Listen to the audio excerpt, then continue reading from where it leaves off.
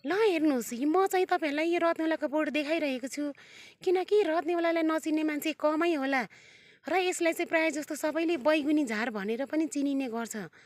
किनभने यसले चाहिँ हाम्रो खेतीपाती लगाएको ठाउँमा आलु, मकैको मल चाहिँ यो सब रत्नवलाले चुसेर खाइदिन्छ नि त। यसको फेदमा चाहिँ गाना हुने गर्छ।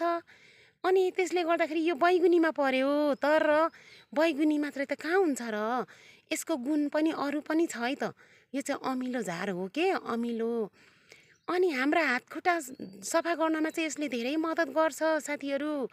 यसको टुप्पा पत्ता चुटाएर चाहिँ नि एकदम माडी माडी हातखुट्टा सफा गर्नुहोस् त तपाईँहरूले। तपाईँहरूको हातखुट्टा यति सफा र यति मुलायम हुन्छ कि।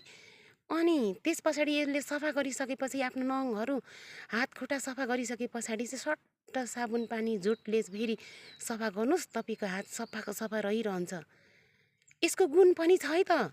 एकचोटि तपाईँहरूले प्रयोग गरेर हेर्नुहोस् त। त्यति मात्र नभएर अरू पनि छ यसको गुण। म तपाईँहरूलाई भन्ने छु बिस्तारै।